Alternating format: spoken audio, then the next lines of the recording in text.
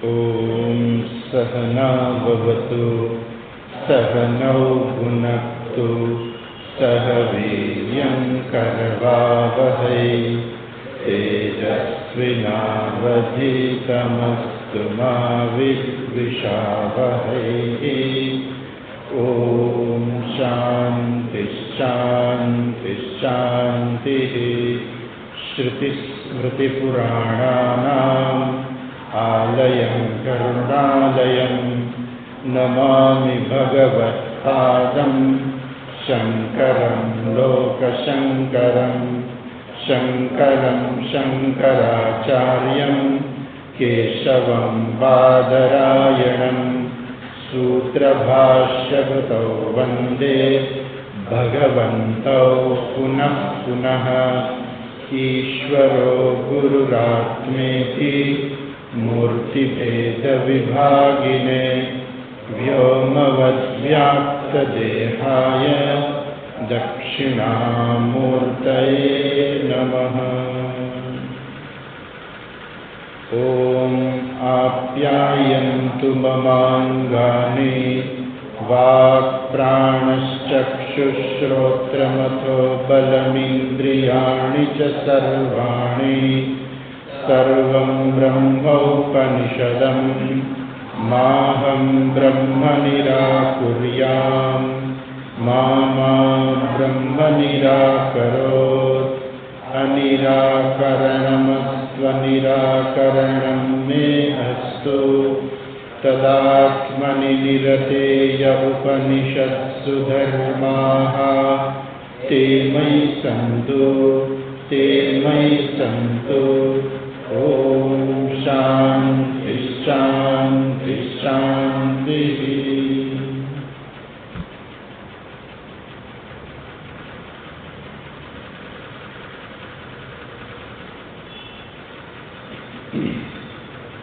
इकसठवां पाना।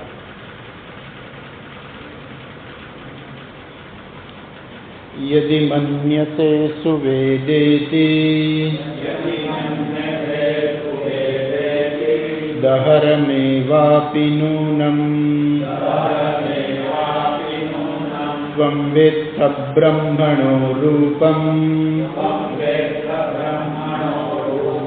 यदस्य त्वं यदस्य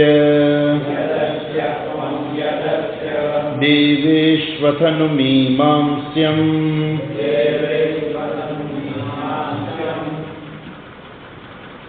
एव ते मन्ये विदितम्। नाहं मन्ये सुवेदेति नो न वेदेति वेद च। यो नस्तद्वेद तद्वेद नो न वेदेति वेद च। यस्यामतं तस्य मतं मतं यस्य न वेदसः। अविज्ञातं विजानताम् विज्ञातमविजानताम्। प्रतिबोधविदितं मतम् अमृतत्वं हि विन्दते। आत्मना विन्दते वीर्यम्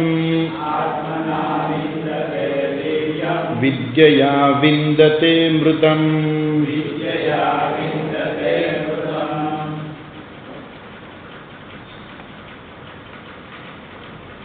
इह चेदवेदीत अथ सत्यमस्ति न चेदिहावेदीत महती विनष्टिः। भूतेषु भूतेषु विचित्य धीराः प्रेत्यास्माद्लोकादमृता भवन्ति।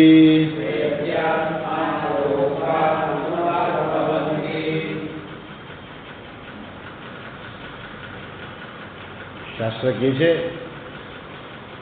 કે મનુષ્ય જન્મ મળ્યો છે, જ્ઞાન પ્રાપ્ત કરી અને મોક્ષ પ્રાપ્ત કરી લ્યો.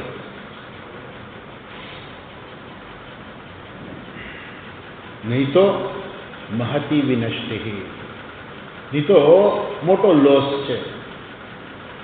સમય છે, પેલો બાળક હોય ને, આપણે એને કહીએ કે બેટા ભણવાનો સમય છે, તું ભણી લે. જો નહીં ભણ તો તું ઘણું બધું ગુમાવી દઈશ.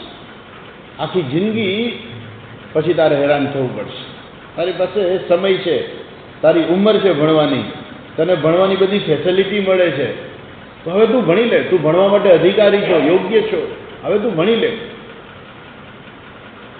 ભણી લઈશ તો તને ઘણું બધું મળશે, અને નહીં ભણતો મહતી વિનષ્ટિ. એમ શાસ્ત્ર અહીંયા કહે છે કે ભગવાને આપણને મનુષ્ય જન્મ આપ્યો છે, અને આ એક મનુષ્ય જન્મ જ એવો છે કે જ્યાં મોક્ષની શક્યતા છે. બીજી જગ્યાએ બીજા શરીરની અંદર મોક્ષની શક્યતા બહુ ઓછી છે. માટે જો આ જન્મની અંદર આપણે મોક્ષ પ્રાપ્ત કરી લઈએ તો મોટી વસ્તુ આપણે પ્રાપ્ત કરી લીધી છે, અને નહીં તો મોટી વસ્તુ ગુમાવી છે. આપણને ચાન્સ મળ્યો. પેલી વાર્તા છે ને કે એક માણસને એક રૂમમાં પૂરી દીધો. મોટો મહેલ હતો, મહેલનો બહુ મોટો રૂમ હતો, એમાં એને પૂરી દીધો. આંખે પાટા બાંધી દીધા, જાતે ખોલી ના શકે એવી રીતે એને પાટા બાંધી દીધા, હાથ બાંધી દીધા. બધું 84 દરવાજા વાળો મહેલ, અને એની અંદર એને પૂરી દીધો. કહ્યું કે એક દરવાજો ખુલ્લો છે, એમાંથી તું નીકળી શકીશ. હાથે ખુલ્લા હતા એના, પણ આંખે પાટા બાંધેલા હતા. એક દરવાજો એ આંખે પાટા બાંધેલા હતા, એટલે ફરતો જાય. તો દરવાજો આવે એટલે એ ધક્કો મારે, પણ દરવાજો ખુલે નહીં. એટલે ખબર પડી જાય કે આ દરવાજો બંધ છે. વળી આગળ જાય, બીજા દરવાજાને ધક્કો મારે, એ પણ ના ખુલે, એટલે વળી આગળ જાય. એમ કરતાં કરતાં પછી ધીમે ધીમે એની સ્પીડ આવતી ગઈ, ઝડપથી જાય, ઝડપથી દરવાજો ધક્કો મારે, નથી ખુલતો, નથી ખુલતો, નથી ખુલતો, નથી ખુલતો. એટલે એમ કરતાં કરતાં જ્યારે ઓલો જે ખુલ્લો દરવાજો આવે ત્યારે બરાબર એને આમ ખંજવાળ આવે. એ ખંજવાળ કરવા જાય ને દરવાજો વયો જાય. એ માણસ બહાર જ નહોતો નીકળી શકતો. શું કામે? કે જ્યારે એને બહાર નીકળવાનો ચાન્સ મળે છે ત્યારે એની સાવધાની નથી. એમ 84 લાખ શરીરો છે ભગવાને બનાવ્યા છે. એમાં જીવાત્મા ફરતો ફરતો ફરતો ફરતો ક્યાં આવે? મનુષ્ય શરીરમાં આવે. અને અહીંયા એક એવી શક્યતા છે કે અહીંથી છૂટી શકાય એવું છે, દરવાજો ખુલ્લો છે અહીંયા. પણ એ જ સમયે એને પછી બીજું બધું સૂજે. શું સૂજે? સત્તા પ્રાપ્ત કરવાનું મન થાય, પૈસા પ્રાપ્ત કરવાનું મન થાય, ભોગનું મન થાય. આ બધું એને એમ થાય કે ના ના, હવે મળ્યું છે તો આપણે બધું લઈ લઈએ. અને એમાં ને એમાં આખું જીવન પૂરું થઈ જાય. અને જ્યારે મૃત્યુના દ્વારે આવે ત્યારે એને અફસોસ થાય, અરે રે, મારે જે કરવાનું હતું એ કરવાનું રહી ગયું, ના થયું. એમ અહીંયા શાસ્ત્ર કહે છે, ઇહ ચેદ વેદિત અથ સત્યમ અસ્તિ. જો આ જન્મની અંદર, ઇહ આ જન્મમાં જ, અહીંયા જ, એવું નથી કે મૃત્યુ પછી ક્યાંક જાશું ને આપણને જ્ઞાન થશે, નહીં. આ જન્મમાં અહીંયા જ જો તમે જ્ઞાન પ્રાપ્ત કરી લ્યો, અથ સત્યમ અસ્તિ, તો યોગ્ય છે, પરમાર્થતા એ શ્રેષ્ઠ છે. પણ જો અહીંયા જ્ઞાન પ્રાપ્ત ન કર્યું, મહતી વિનષ્ટિ, તો મોટો લોસ છે. અચ્છા, પછી બીજી લાઈનમાં કહે છે, ભૂતેષુ ભૂતેષુ વિચિત્ય ધીરાહ પ્રેત્યાસ્માદ લોકાદ મૃતા ભવંતી. ભૂતેષુ ભૂતેષુ એ આપણે જોવાનું બાકી છે. છેલ્લે આપણે જોયું, ન ચેદ ઇહ અવેદિત ઇતિ, ન ચેદ ઇહ જીવન ચેત અધિકૃત અવેદિત. આ જીવન જે છે કે જેની અંદર આપણને અધિકાર છે જ્ઞાન પ્રાપ્ત કરવાનો, અથવા તો આપણામાં અધિકારીત્વ છે. કયા પ્રકારનું અધિકારીત્વ છે? ભગવાન આપણને બુદ્ધિ આપી છે. એ આપણું એક અધિકારીત્વ છે. મનુષ્ય જન્મ છે, આપણે વિચારી શકીએ છીએ, એ આપણું અધિકારીત્વ છે. પણ વિશેષ અધિકારીત્વ આપણે પ્રાપ્ત કરવું પડે. કેમ કે બધા મનુષ્યને જે છે એ મોક્ષ મળવાની શક્યતા છે, પણ બધા અધિકારી બનતા નથી. કેમ કે અંતઃકરણની શુદ્ધિ તો કરવી પડે. એટલે અંતઃકરણની શુદ્ધિ કરીને એ લોકો અધિકારી બનતા નથી, પણ મનુષ્યરૂપી શરીરરૂપી એને અધિકારીત્વ પ્રાપ્ત થયેલું છે. એટલે જો આવું ન કરે તો મહતી વિનષ્ટિ દીર્ઘા અનંતા વિનષ્ટિ વિનાશનમ જરા મરણાદિ પ્રબંધ અવિચ્છેદ લક્ષણા સંસાર ગતિ. તો પછી આ સંસાર ગતિ ચાલુ જ રહેવાની છે. કેવી સંસાર ગતિ છે? જન્મ જરા મરણાદિ પ્રબંધા, જેની અંદર બરાબર વ્યવસ્થા કરવામાં આવી છે. શું છે તેની વ્યવસ્થા છે બરાબર? તો કે છે જન્મ જરા મરણ રોગ આદિ. આ બધું આની અંદર બરાબર વ્યવસ્થા ગોઠવાયેલી જ છે.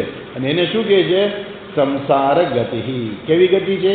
અવિચ્છેદ લક્ષણા. પછી એમાંથી છૂટવાનો કોઈ માર્ગ નથી. પછી એ સંસાર ગતિ ચાલે જ રાખશે. ક્યાં સુધી? જ્યાં સુધી મોક્ષ પ્રાપ્ત ન કરે ત્યાં સુધી સંસાર ગતિ ચાલે જ રાખવાની છે. એટલે એને કહે છે અવિચ્છેદ લક્ષણા સંસાર ગતિ. અચ્છા, આગળ કહે છે, જો પાના નંબર 90 ઉપર, તસ્માદ એવં ગુણદોષૌ વિજાનંતઃ બ્રાહ્મણાઃ ભૂતેષુ ભૂતેષુ સર્વભૂતેષુ સ્થાવરેષુ ચરેષુ ચ એકાત્મ એકમ આત્મતત્વમ બ્રહ્મ વિચિત્ય વિજ્ઞાય સાક્ષાત્કૃત્ય ધીરાઃ ધીમંતઃ પ્રેત્ય વ્યાવૃત્ય મમ અહમ ભાવ લક્ષણા અવિદ્યાદિ રૂપાત અસ્માત લોકાત ઉપરમ્ય સર્વ સર્વાત્મક સર્વ આત્મ એક ભાવમ અદ્વૈતમ આપન્નાઃ સંતઃ અમૃતાઃ ભવન્તિ બ્રહ્મ એવ ભવન્તિ ઇત્યર્થઃ. છેલ્લું વાક્ય પછી જોઈશું. તસ્માત એવં ગુણદોષૌ વિજાનંતઃ બ્રાહ્મણાઃ. માટે બ્રાહ્મણો શું કરે છે? તો કે છે ગુણદોષૌ વિજાનંતઃ. આ બ્રાહ્મણો જે છે એ ગુણ અને દોષને જુએ છે. બ્રાહ્મણો એટલે જેનામાં સત્વગુણની પ્રધાનતા છે. બ્રાહ્મણો એટલે માત્ર જન્મે બ્રાહ્મણ છે એટલું નહીં. જન્મે બ્રાહ્મણ હોય ને થોડાક બેનિફિટ મળે છે, પણ જન્મે બ્રાહ્મણ હોય પણ પછી એને જ્ઞાન તો પ્રાપ્ત કરવું પડે. અને કોઈ પણ વ્યક્તિ જે છે એ પોતાનામાં સત્વગુણને વધારી અને પોતે બ્રાહ્મણત્વ પ્રાપ્ત કરી શકે છે. એના આપણા શાસ્ત્રોમાં ઉદાહરણ પણ છે. તો સત્વગુણની પ્રધાનતા જેનામાં છે એને કહેવાય બ્રાહ્મણ. આપણે ગીતામાં પણ જોયું છે ને, ચાતુર્વર્ણિમ મયા સૃષ્ટમ ગુણ કર્મ વિભાગશઃ તસ્ય કર્તારપી મામ વિદ્ય કર્તારમ અવ્યયમ.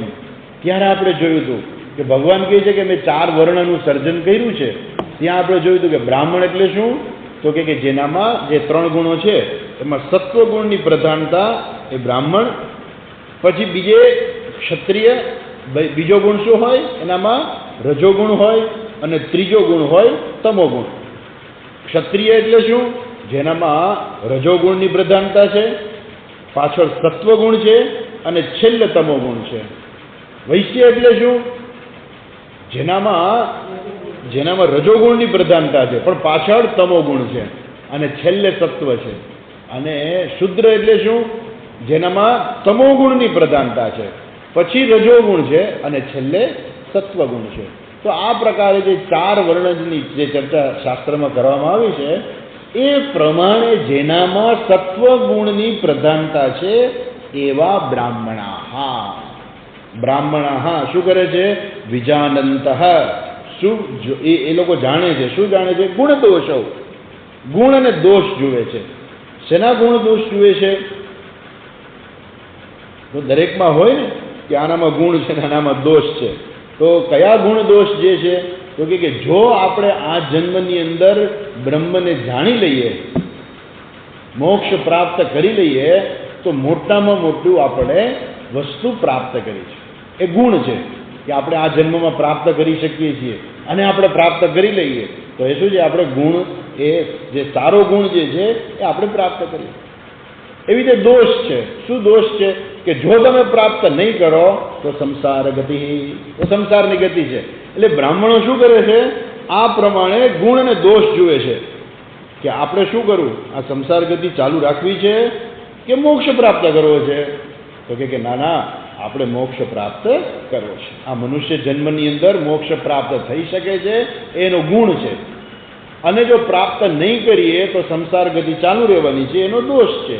આ બંને જુએ છે. આપણે શું કરવું છે? ગુણ દોષૌ વિજાનંત બ્રાહ્મણા. શું કરે છે? ભૂતેષુ ભૂતેષુ સર્વભૂતેષુ. મંત્રની અંદર છે ને, ભૂતેષુ ભૂતેષુ એટલે શું? સર્વભૂતેષુ, દરેક પ્રાણીઓની અંદર. શું છે દરેક પ્રાણીઓની અંદર? એટલું જ નહીં, સ્થાવરેષુ ચરેષુ ચ. સ્થાવર અને જંગમ. એટલે સ્થાવર એટલે શું? આ વૃક્ષો જે છે એમાં. ચરેષુ એટલે જે બધા ફરી શકે છે એવા બધા. આ બધાની અંદર શું રહેલું છે? એકમ આત્મતત્વમ બ્રહ્મા. આ બધાની અંદર એક જ આત્મતત્વ બ્રહ્મ જે રહેલું છે એ જોવું પડે. શું કહે છે? જોવું પડે. એને બરાબર વિચિત્ય એટલે વિજ્ઞાય, એને જાણીને. સાક્ષાત્કૃત્ય. સાક્ષાત્કૃત્ય એટલે શું? એ માત્ર ચોપડીમાં છે કે પુસ્તકમાં છે કે ઉપનિષદમાં લખ્યું છે એવું નહીં કે ઉપનિષદમાં લખ્યું છે કે બધામાં બ્રહ્મ જ છે. પણ ઉપનિષદમાં લખ્યું છે પણ તમે એવું સમજો છો ખરા? તમે એવું તમારે જ્ઞાન દ્રઢ થયું છે? સાક્ષાત્કૃત્ય એટલે શું? કે સાક્ષાત્કૃત્ય એટલે કે જાણવામાં તમને બ્રહ્મ દેખાવાનું નથી કે હા આપણે બહુ આપણે પેલું ઉપાસના કરી, આપણે અંતઃકરણની શુદ્ધિ થઈ ગઈ ને, હવે આપણને જાણવામાં બ્રહ્મ દેખાશે.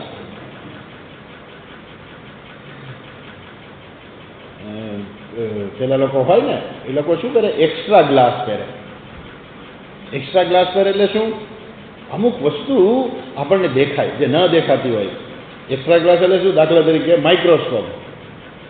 તો આપણે માઇક્રોસ્કોપથી જો જોઈએ ને તો હાથમાં વાયરસ ને બેક્ટેરિયા હોય ને એ દેખાય.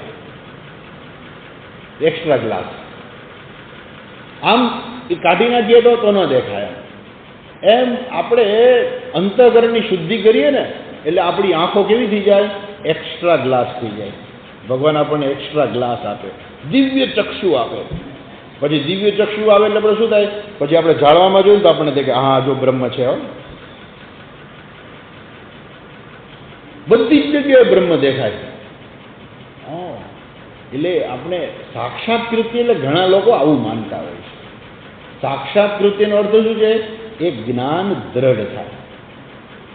જે દ્રઢ જ્ઞાન છે ને એને સાક્ષાત્કાર છે. કે એ જ્ઞાનને કોઈ ચલિત ન કરી શકે, એ સાક્ષાત્કૃત્ય. સાક્ષાત્કૃત્ય એટલે એવું નહીં કે આપણે જોઈ લઈએ હા દેખાય છે, હા પંખામાં બ્રહ્મ દેખાય છે. વિજ્ઞાય. વિજ્ઞાય એટલે શું? સર્વનો આધાર બ્રહ્મ છે. એ વૃક્ષ છે એમાં પણ બ્રહ્મ છે. અને એટલા માટે આપણે બધાને દેવતા પછી આના પછી આવે છે ત્યારે આપણે જોઈશું. પછી ઉપનિષદ પોતે જ વાર્તા કરશે બધું સમજાવવા માટે થઈને. એટલે આપણે શું કરીએ? બધાની પૂજા કરીએ ને, સર્વની પૂજા કરીએ. આપણે વૃક્ષની પૂજા કરીએ, લીમડાની પૂજા કરીએ, વડલાની પૂજા કરીએ, તુલસીની પૂજા કરીએ, પીપળાની પૂજા કરીએ, બધા વૃક્ષોની પૂજા કરીએ, બધા પ્રાણીઓની પૂજા કરીએ. આપણે ગાયની પૂજા કરીએ, બળદની પૂજા કરીએ, બધા પ્રાણીઓની પૂજા કરીએ. આપણે કાચબાની પૂજા કરીએ, ઉંદરની પૂજા કરીએ. આ તમને જાણીને આશ્ચર્ય લાગશે કે જયપુરની અંદર એક મંદિર છે, અને મંદિરની અંદર હજારો ઉંદર રહે છે. અને ત્યાં લોકો ઉંદરને ખવડાવવા આવે છે. એમાં એ લોકો ભગવાનને જુએ છે કે આમાં પણ ભગવાન છે. એ તો એક વિશિષ્ટ મંદિર છે. પણ કહેવાનો આશય એ છે કે આપણા શાસ્ત્રો શું કહે છે કે સર્વની અંદર ઈશ્વર રહેલો છે. એ માત્ર શાસ્ત્રમાં કહ્યું છે એવું નહીં, પણ મારા માટે સ્પષ્ટ જ્ઞાન બની જાય એ પ્રકારે ભૂતેષુ ભૂતેષુ સર્વભૂતેષુ, દરેક પ્રાણીઓની અંદર. એવું નહીં કે આટલાને બાદ કરી દો કે ભાઈ ના આમ આટલા પ્રાણીઓ એવા છે કે એમાં જે છે એ બ્રહ્મ નથી, આટલા પ્રાણીઓ એવા છે કે જેમાં બ્રહ્મ છે. તો અમુક લોકો એવું માને છે. દાખલા તરીકે આપણા જ દેશના બંગાળની અંદર ઓરિજિનલ જે બધા બંગાળીઓ જે છે એ લોકો એવું માને છે કે માછલી જે છે ને એને ખાવામાં કંઈ વાંધો નહીં, કેમ કે એમાં જીવ નથી. અને દુનિયાના બીજા ધર્મો છે એ પણ એવું માને છે કે આ બધા જે પ્રાણીઓ જે છે એ બધા પ્રાણીઓમાં જીવ નથી, એટલે એને ખાવામાં કંઈ વાંધો નહીં, એને મારીને ખાઈ જવાના. ખબર નહીં, એ લોકો સમજી જ નથી શકતા કે સર્વની અંદર જે છે જીવ રહેલો જ છે, અને એટલા માટે તો હલનચલન કરે છે. બધામાં જીવ રહેલો છે. ઇવન વૃક્ષોની અંદર પણ છે. એટલે તો વૃક્ષો જે છે આપણા વૈજ્ઞાનિકે એ સંશોધન કર્યું અને કહ્યું કે વૃક્ષોમાં પણ જીવ છે. એ તો એને સાબિત કર્યું. પણ શાસ્ત્ર શું કહે છે કે કદાચ તમને જીવ દેખાતો હોય, અનુભવાતો હોય કે નહીં, જીવ અગત્યનો નથી. એ જે વસ્તુ જે છે એ શું છે? એ બ્રહ્મ છે. કેમ? બ્રહ્મથી સર્વનું કારણ છે. એટલે સ્થાવર જંગમ બંને, ચરેશું અચરેશું છે. જે ચર છે ને જે અચર છે, બધાની અંદર, સર્વની અંદર પરમાત્મા છે, સર્વની અંદર બ્રહ્મ રહેલું છે. એટલે કોઈનામાં બ્રહ્મ નથી એવું નથી, કે કોઈનામાં પરમાત્મા નથી એવું નથી. દરેકની અંદર પરમાત્મા છે, બ્રહ્મ છે જ. એ કોણ જાણે છે? આ જ્ઞાની લોકો જે છે જાણે છે. વિચિત્ય વિજ્ઞાય સાક્ષાત કૃત્ય. શાસ્ત્રને કહે છે કે આવા લોકો કહેવાય, એને શું કહેવાય છે? ધીરાહા. ધીરાહા એટલે શું?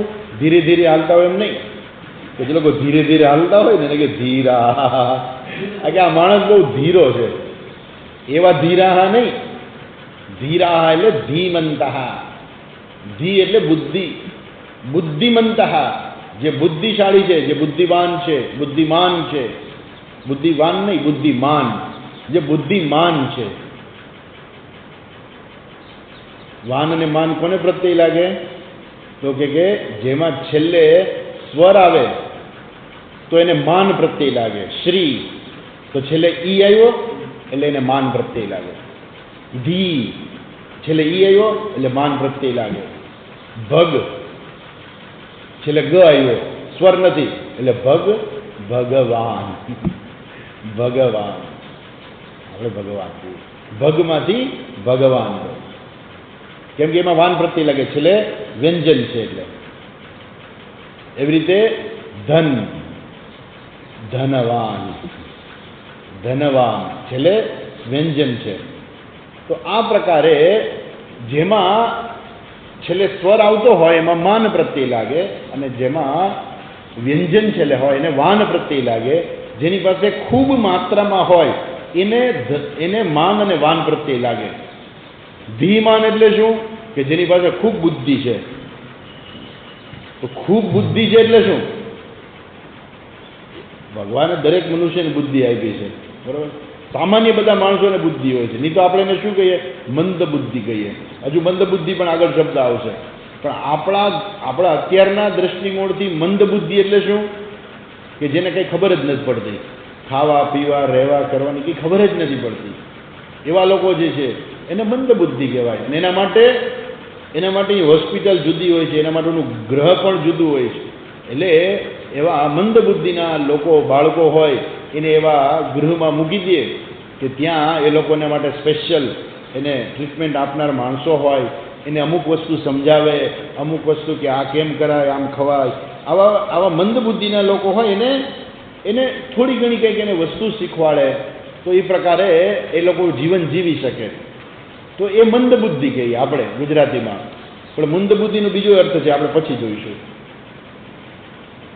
બુદ્ધિમાન એટલે શું? કે જેની પાસે બુદ્ધિ છે નહીં. બુદ્ધિ તો છે, સામાન્ય રીતે બધા માણસોમાં બુદ્ધિ હોય જ છે, પણ બુદ્ધિમાન એટલે શું? ખરેખર તો વિવેકી. બુદ્ધિ છે અને વાપરે છે એને બુદ્ધિમાન કહેવાય. ધન છે અને ધન વાપરે ને તો એને ધનવાન કહેવાય, નહીં તો એને કંજૂસ કહેવાય. પૈસા હોય પણ વાપરે નહીં ક્યાંય, કોઈ લઈ ન જાય એની પાસેથી પૈસો એમ. એટલે તુંબડી તૂટે પણ દમડી ના છૂટે એવું છે ને કંઈ. હા હા, તુંબડી જાય પણ દમડી ના જાય. એટલે એની એક વાર્તા જે છે એ ડોંગરે મહારાજજી કરતા કે એક માણસે કીધું હશે, એટલે માંગવાળો આવ્યો હશે તો એને કીધું કે તને કાલે દઈશ. ભગવાન એની પરીક્ષા કરવા ગયા, નાના બાળકનું રૂપ લઈને, એમ કે મને આપો કાંઈક એમ. તો કે આજે નહીં કાલે આપીશ. બીજે દિવસે ગયા કે તમે કાલે કીધું હતું ને કે કાલે આવજો, એટલે હું આજે આવ્યો. તો કે નહીં, હજુ આજે નહીં કાલે આવજો. આમ કરતાં કરતાં થોડાક દિવસ ભગવાન રોજ બાળકનું રૂપ લઈને જાય એની પાસે માંગવા. હવે પેલો માણસ કંટાળી ગયો, તો કરવું શું? એ તો રોજ જાય માંગવા.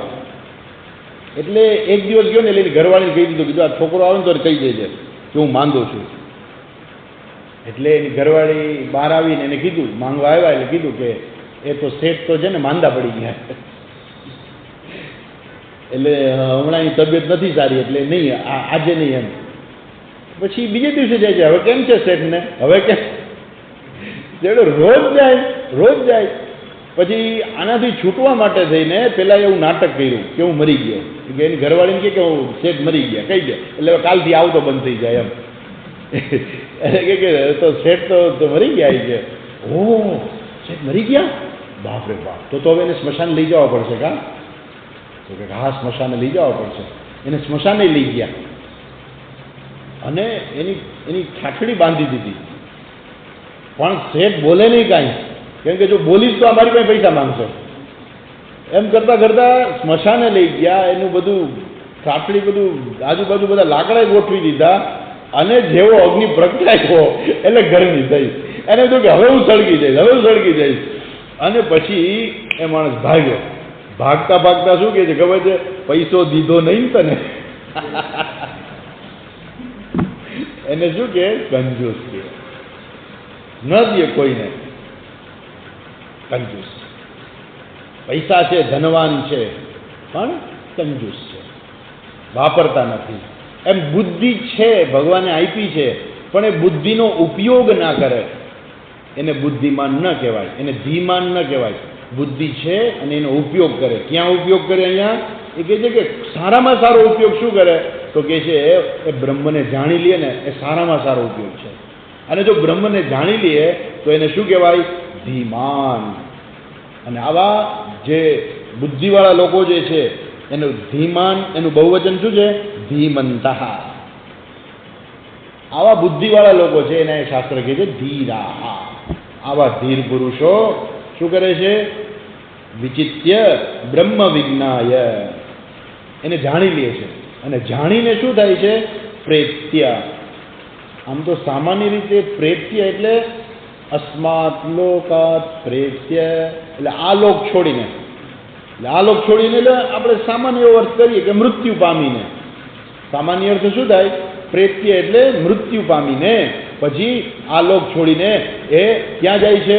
તો કે વૈકુંઠમ ગચ્છતિ, એ વૈકુંઠ લોકમાં જાય છે. પેલા કોઈ શિવલોકમાં જાય છે. તો બધા જુદા જુદા લોક હોય કે સ્વર્ગલોકમાં જાય છે, પિતૃલોકમાં જાય છે. અસ્માત લોકાત પ્રેત્ય, આ લોક છોડીને એ જુદા લોકમાં જાય છે.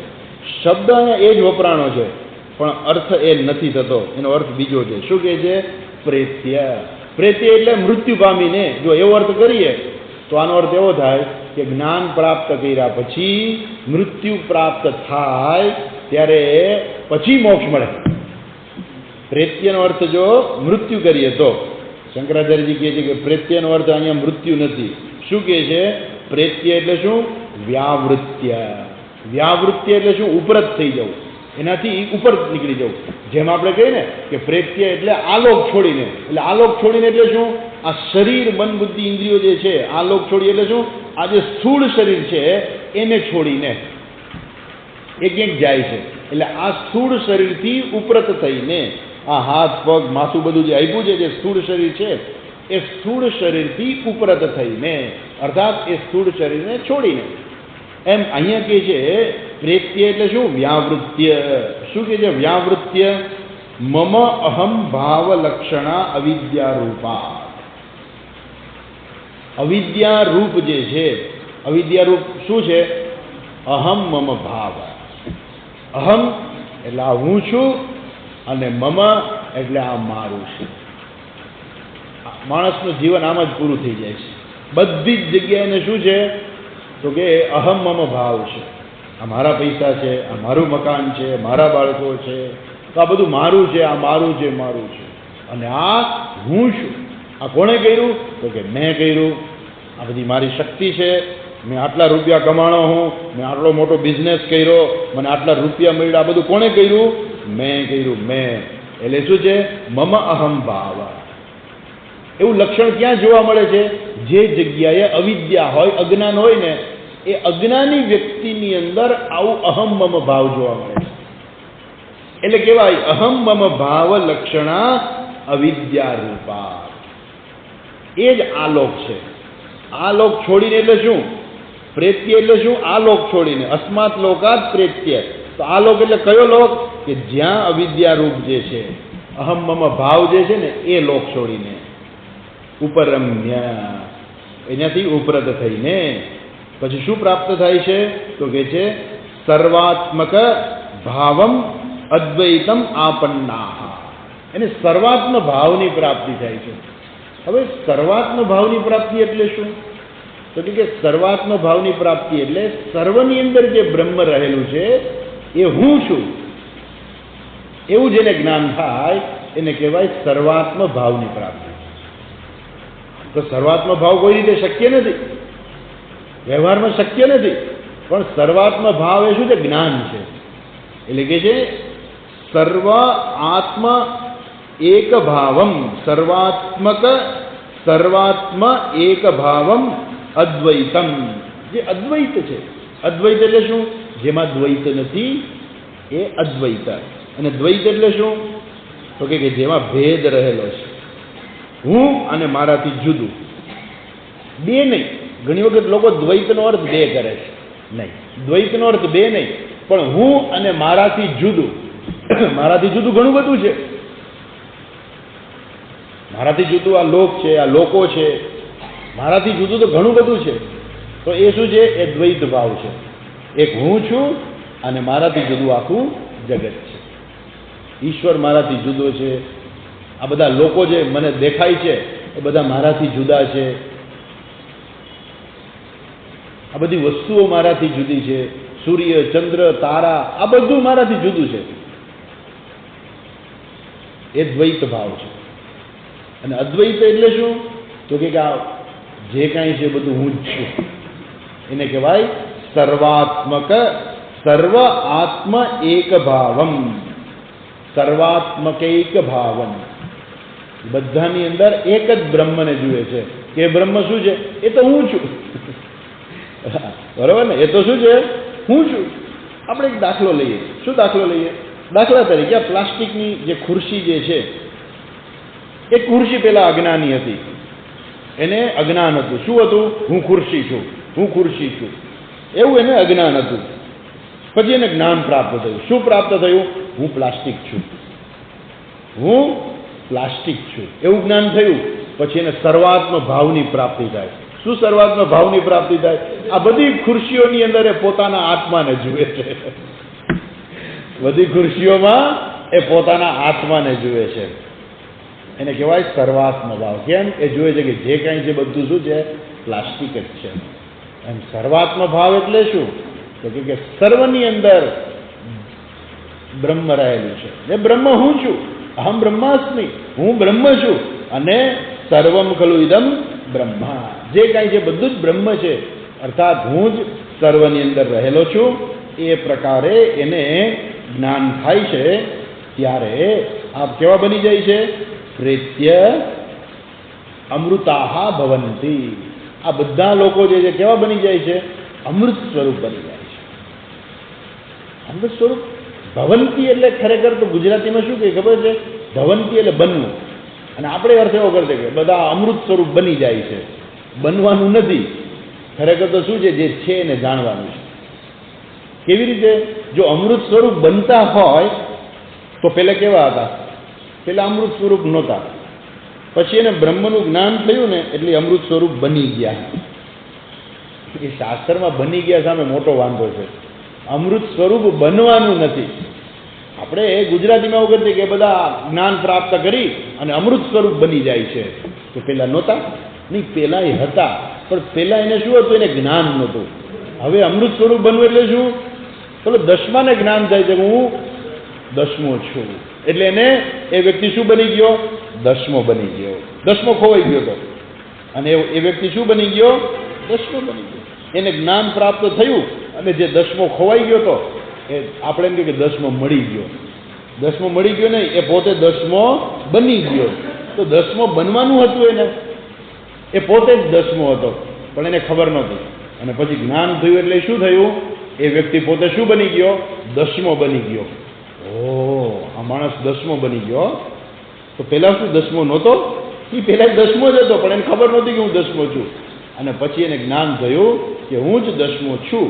તો એ દસમો બની ગયો. એ જાણે કે શું છે? એક જાણે કે એક અભિવ્યક્તિ છે, જાણે કે એક વ્યવહારમાં એવું કહેવાય કે વ્યક્તિ દસમો બની ગયો, પણ ખરેખર દસમો જ હતો. એટલે ભવંતી ભૂ ભવ ધાતુ જે છે ને એ માત્ર બનવામાં નથી પણ હોવા માટે પણ વપરાય છે. એટલે વ્યક્તિ અમૃત સ્વરૂપ પહેલા હતો અને હવે એ વ્યક્તિ શું બની જાય છે? અમૃત સ્વરૂપ છે. હવે એ શું બને છે? અમૃત સ્વરૂપ બને છે. અથવા તો હવે એ વ્યક્તિ અમૃતાહા ભવંતી, એ બધા શું બને છે? અમૃત સ્વરૂપ બની જાય છે. અમૃત સ્વરૂપ છે. બ્રહ્મૈવ ભવંતી ઇત્યર્થઃ. એ બધા બ્રહ્મ બની જાય છે. શાસ્ત્રનું વાક્ય છે લખે છે, જુઓ. સયો હવૈ તત્પરમ બ્રહ્મ વેદ બ્રહ્મૈવ ભવતી. શંકરાચાર્યજી અહીંયા મુંડકો ઉપનિષદનું વાક્ય યાદ કરે છે. મુંડકો ઉપનિષદમાં કહેવામાં આવ્યું છે કે તત્પરમ બ્રહ્મ વેદ, જે તે પરમ બ્રહ્મને જે જાણે છે, વેદ એટલે જાણવું, જે બ્રહ્મને જાણે છે બ્રહ્મૈવ ભવતી. એ શું બની જાય છે? બ્રહ્મ સ્વરૂપ બની જાય છે. તો ત્યાં બનવાનું છે ખરેખર? તો કે ના, બનવાનું નથી. એને જ્ઞાન થાય છે કે હું જ બ્રહ્મ છું. એટલે બ્રહ્મ બનવાનું નથી પણ પોતાની જાતને બ્રહ્મ છું એ જાણવાનું છે. એટલે જે વેદ જે જાણે છે એ બ્રહ્મ બની જાય છે. ક્યારેય આપણે કોઈને જાણીને એના સ્વરૂપ ન બની જઈએ. આપણે વડાપ્રધાનને જાણીએ તો શું આપણે વડાપ્રધાન બની જઈએ? નહીં. આપણે રાષ્ટ્રપતિને જાણીએ તો આપણે રાષ્ટ્રપતિ બની જઈએ? નહીં. આપણે હાથીને જાણીએ તો આપણે હાથી બની જઈએ? નહીં. આપણે ઇન્દ્રને જાણીએ તો આપણે ઇન્દ્ર બની જઈએ કે નહીં? તો કેમ બ્રહ્મને જાણીએ તો આપણે બ્રહ્મ બની જઈએ? એટલા માટે કે આપણે ખબર નહોતી કે હું બ્રહ્મ છું. બરાબર? પહેલેથી જ હું બ્રહ્મ હતો અને હવે મને જ્ઞાન થયું કે હું બ્રહ્મ છું. બરાબર છે? પછી હું બ્રહ્મ બની ગયો. બની ગયો નહીં ભાઈ, પહેલા હું બ્રહ્મ જ હતો, હવે હું બ્રહ્મ બની ગયો. જાણે કે એવું કહેવાય. જે બ્રહ્મને જાણે છે એ બ્રહ્મ સ્વરૂપ બની જાય છે. બની જાય છે એટલે એ બ્રહ્મ સ્વરૂપ છે. તો આ પ્રકારે અહીંયા આ બીજો ખંડ જે છે એ પૂરો થાય છે. હવે ત્યાર પછી હવે એક આખ્યાયિકા આવે છે. આખ્યાયિકા એટલે એક વાર્તા. વાર્તાની અંદર બધા દેવતાઓ છે. જે પરમાત્મા જે છે એ એક યક્ષ રૂપે પ્રગટ થાય છે.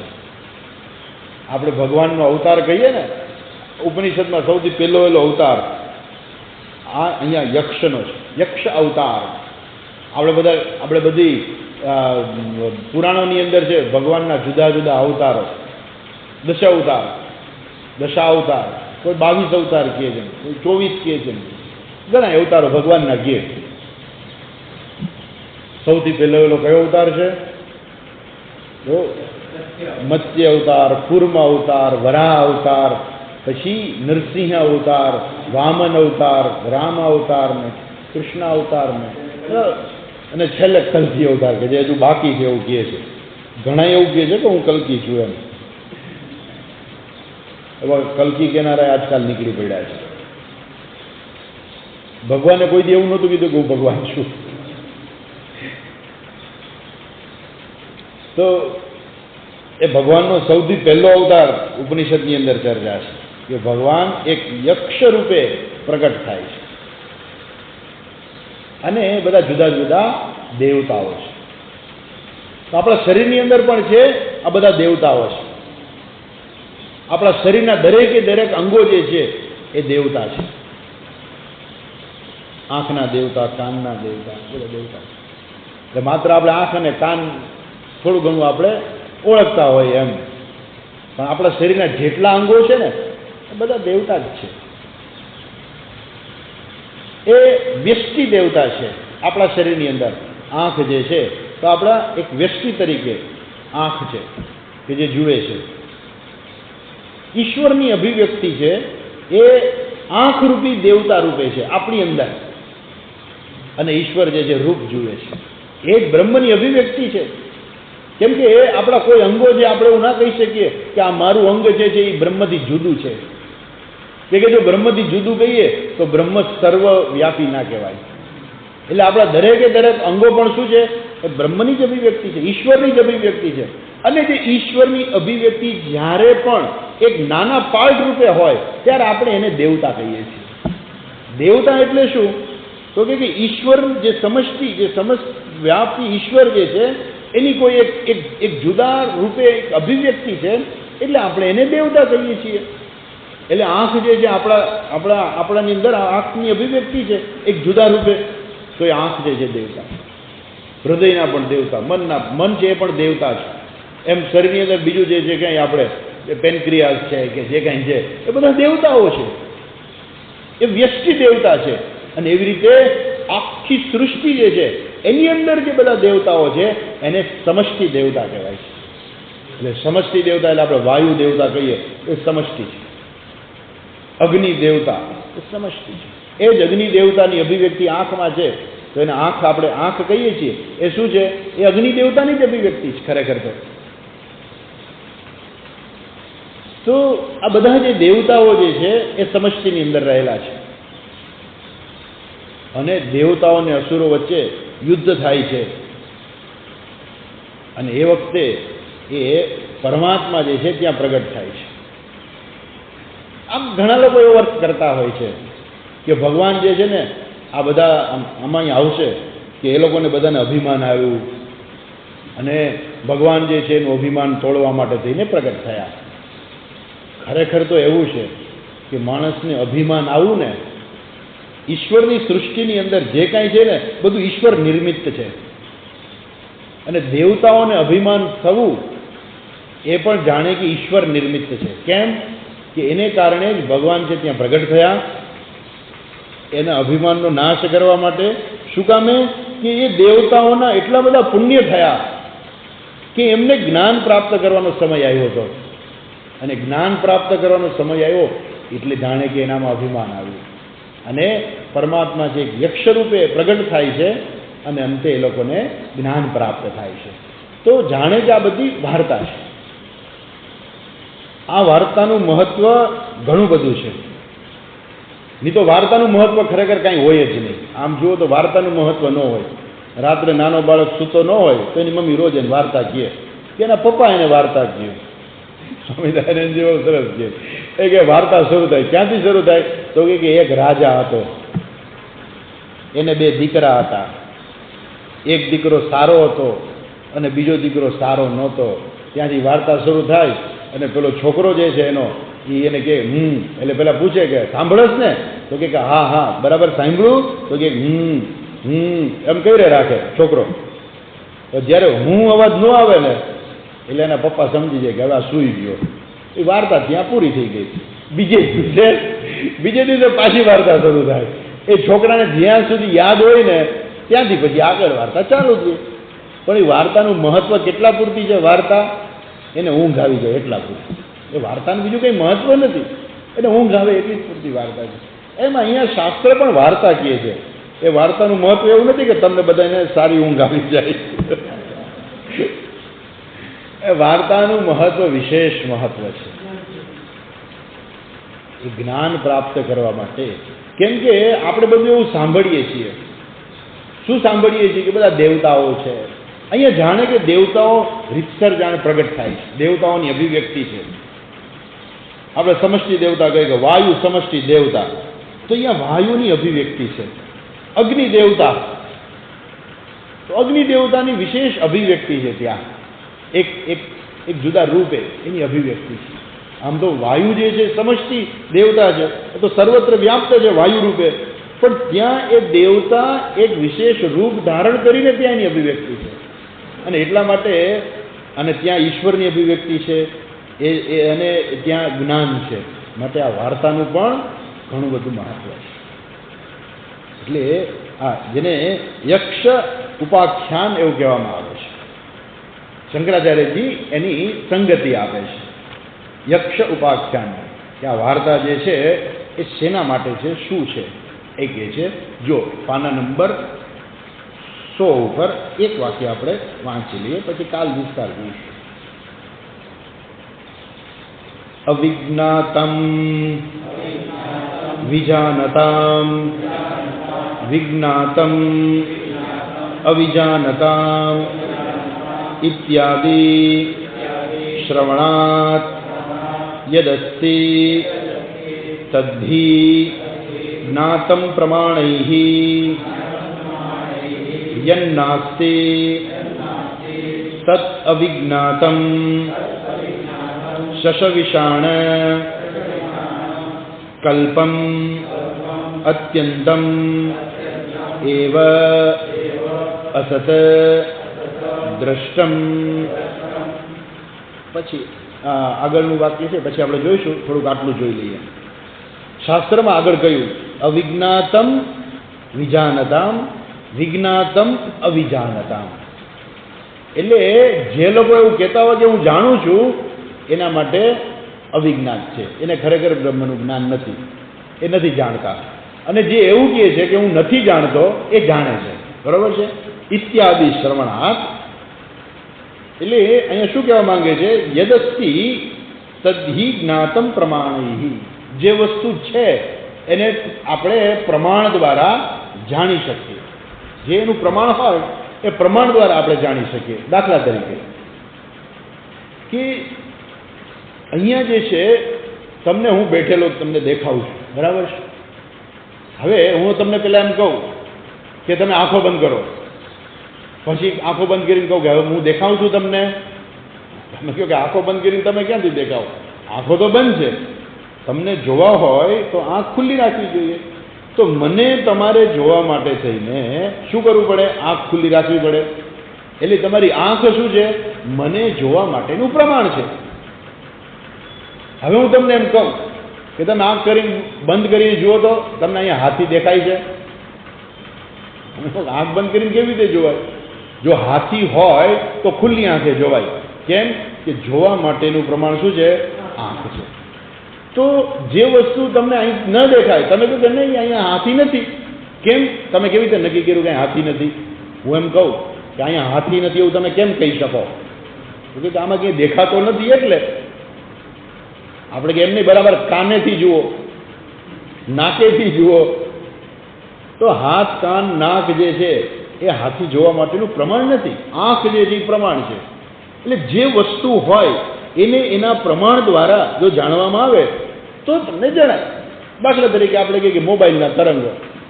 મોબાઈલના તરંગો અહીંયા છે કે નહીં? આપણે જો તો તમને ટાવર પકડાય છે કે નહીં? તમે કહો સ્વામીજી અહીંયા ટાવર ક્યાં? હું પકડું કેવી રીતે મારે ટાવરને? આપણે હું તમને એમ કહું કે જુઓ તો જરાક ટાવર પકડાય છે. આ બધું આજકાલનું નવા જમાનાનું આ બધા વાક્યો છે. એનો લક્ષ્યાર્થ લેવો પડે. હું તમને એમ કહું કે જુઓ ટાવર પકડાય છે, તો ટાવર પકડાય છે એનો અર્થ શું? ટાવર પકડાય છે એટલે તમે કે ટાવર થોડું પકડવાનું છે? હે, તમે કેવી રીતે નક્કી કરી શકો કે ટાવર પકડાય છે?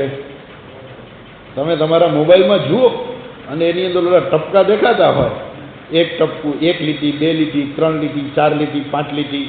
જો 5 લીટી તમને દેખાતી હોય, તમે કહો સ્વામીજી ટાવર ફૂલ પકડાય છે. એક જ લીટી દેખાતી હોય તો તમે કહો સ્વામીજી ટાવર થોડું પકડાય છે. તો આ કંઈ પકડવાની વસ્તુ થોડી. તમે બોલો છો, વાક્ય બોલો છો, પણ એનો લક્ષ્યાર્થ લેવાનો છે. શું લક્ષ્યાર્થ લેવાનો છે? કે અહીંયા એ ઇન્ટરનેટના જે સિગ્નલો જે છે એ સિગ્નલો બરાબર છે કે ઓછા છે. અને તમે કોના દ્વારા જાણી શકો છો? એ મોબાઈલ રૂપી ડબલું જે છે એ ડબલા દ્વારા તમે જાણી શકો કે અહીંયા એ ટાવરના સિગ્નલો, ઇન્ટરનેટની જે અભિવ્યક્તિ જે છે કે નહીં, એનું પ્રમાણ છે. એટલે જ્યારે જે વસ્તુ તમારે જાણવી હોય તો તમારે શું કરવું પડે? એ પ્રમાણનો ઉપયોગ કરો તો જ તમે જાણી શકો. એટલે અહીંયા શું કહે છે? યદ વસ્તુ અસ્તિ તદ્હિ જ્ઞાતમ પ્રમાણૈ. એ એના પ્રમાણ દ્વારા જાણી શકાય. અને તમારે ચોકડી આવે, તમે શું કહો? છે નહીં. યદ નાસ્તિ, જે વસ્તુ નથી, બરાબર છે, એ પણ તમે પ્રમાણ દ્વારા જાણી શકો. પણ એ છે અને નથી એવી રીતે. પણ અમુક વસ્તુ એવી છે કે જે હોય જ નહીં ક્યારેય. દાખલા તરીકે જે વસ્તુ તમે ક્યારેય પ્રમાણ દ્વારા ન જાણી શકો એનું કોઈ પ્રમાણ જ ના હોય, પ્રમાણ દ્વારા ન જાણી શકો. દાખલા તરીકે સસલાના શિંગડા. હવે સસલાના શિંગડા આપણે બોલીએ છીએ, પણ સસલાના શિંગડા કોઈ દિવસ હોય નહીં. એને કોઈ પ્રમાણથી જાણી શકાય? હું એમ કહું કે નહીં, તમે દૂરબીન લઈને જુઓ, સસલાના શિંગડા દેખાશે. તમે દૂરબીન લઈને જુઓ તોય સસલાના શિંગડા દેખાય. તમે એની પર માઇક્રોસ્કોપ મૂકીને જુઓ તોય ના દેખાય. કેમ? કોઈ પ્રમાણ દ્વારા તમને સસલાના શિંગડા દેખાય નહીં. એટલે જે કોઈ પ્રમાણ દ્વારા તમે જાણી ના શકો એનો અર્થ શું છે? એ વસ્તુ નથી. એટલે શું કહે છે? યન નાસ્તિ તદ અવિજ્ઞાતમ શશવિષાણવત શશવિષાણ કલ્પકમ અત્યંતમ એવ અસત. જેને તમે ક્યારેય જાણી ન શકો તો એ શું છે? એ અસત વસ્તુ છે. એમ બ્રહ્મને જો તમે જાણી ના શકો તો બ્રહ્મ પણ કેવું થઈ જાય? અસત. બ્રહ્મ છે એમ તમે કેવી રીતે કહી શકો? આંખેથી, કાનેથી, જીભેથી કેવી રીતે કહી શકો બ્રહ્મ છે? એ તમે એ કોઈ રીતે તમે એ ઇન્દ્રિયો દ્વારા તમે ક્યારેય તમે અનુભવી ના શકો. અને ઇન્દ્રિયોથી અનુભવી ન શકાય માટે તમે એવું કહી દો કે બ્રહ્મ છે જ નહીં. શાસ્ત્રમાં પણ કહ્યું છે વિજ્ઞાતમ અવિજાનતામ. જો કોઈ એમ કે હું બ્રહ્મને જાણું છું તો એ બ્રહ્મને જાણતો જ નથી. તો અવિજ્ઞાતમ વિજાનતમ, જે માણસ નથી જાણતો, જે એમ કહે છે કે હું નથી જાણતો, એ પાછો જાણે છે. એટલે જે વસ્તુ છે એના માટે કોઈ પ્રમાણ હોવું જોઈએ અને પ્રમાણ દ્વારા વસ્તુને જાણી શકાય. અને જો પ્રમાણ દ્વારા ન જાણી શકાય કોઈ વસ્તુને તો એ વસ્તુ છે નહીં. જેમ કે સસલાના શિંગડા, તમે ગમે એટલા પ્રમાણ વાપરો ને તમને સસલાના શિંગડા દેખાવાના જ નથી. કેમ ન દેખાય? કેમ કે છે જ નહીં. હોય તો દેખાય ને. માટે આ બ્રહ્મ પણ શું આવું છે એની ચર્ચા છે, આપણે કાલે કરીશું. ઓમ પૂર્ણમદ પૂર્ણમિદં પૂર્ણાત પૂર્ણમુદચ્યતે પૂર્ણસ્ય પૂર્ણમાદાય પૂર્ણમેવાવશિષ્યતે. ઓમ શાંતિ શાંતિ શાંતિ. હરિ ઓમ શ્રી ગુરુભ્યો નમઃ. હરિ ઓમ.